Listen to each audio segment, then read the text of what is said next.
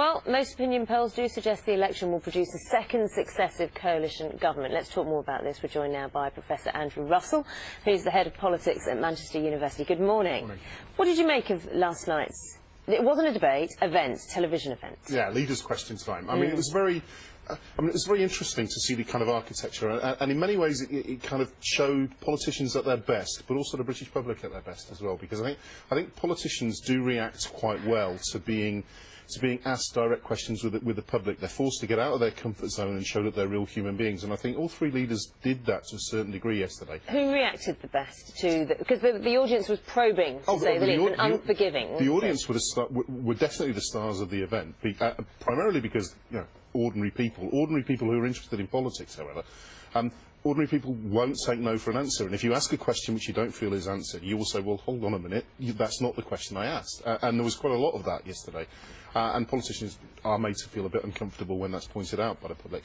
I thought David Cameron's style of delivery was very impressive from the start. He clearly came in with lots of energy, and he wanted to set an agenda. I think he was perhaps less good at answering directly some of the questions than some of the people in the audience would have liked. I thought Ed Miliband, who's had a very good campaign so far, was probably the most uncomfortable he's been in all four of the debates.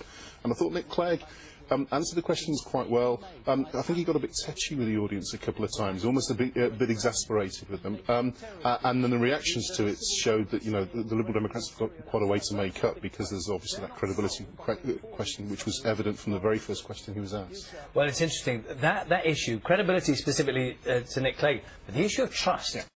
That theme went start to finish, didn't it? Because when people, you know, when David Cameron was making a pledge, he was questioned on that. You know, what is it? Is it a promise? Is it a pledge? And that issue of trust of politicians seems to be looming larger than ever before in an election campaign.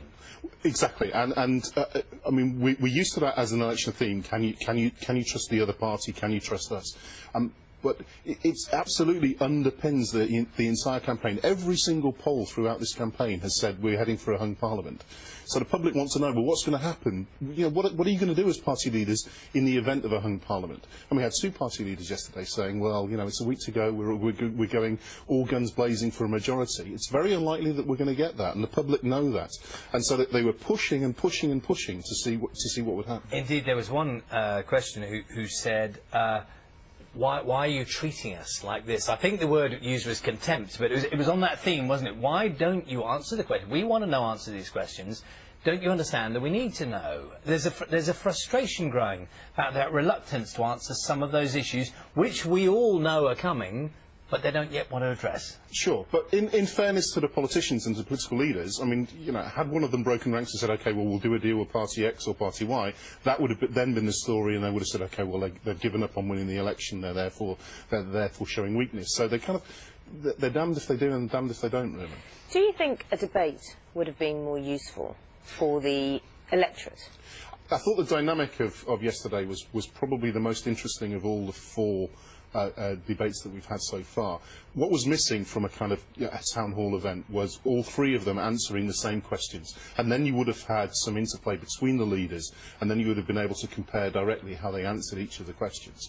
And so from a TV, but also from a political information point of view, I would have thought that would have been slightly better. But it definitely had the most energy, and I think it was definitely the best of the four leaders' debates so far. And quite a few commentators have made reference to the fact that during this extended election campaign, there seems to have been, whether it's orchestrated or not, a reluctance to engage directly with members of the public. But here was an occasion when that happened. I know it was within a set format, but it was an opportunity, wasn't it? And that gives a different kind of feeling to an engagement. Yeah, and frankly, it's the one that successful politicians are in their element at. And actually, I thought all three party leaders last night were able to show some sort of human side, and actually, I think the public do kind of warm to that. But it has been in rare supply over the campaign, over this long campaign. That sort of thing has been in rare supply. We used to see leaders regularly being tested by members of the public, heckled in public meetings, you know, accosted outside hospitals. The campaign managers have managed that out of the lexicon of the campaign now. Oh, OK, Professor, thank you for your time this morning.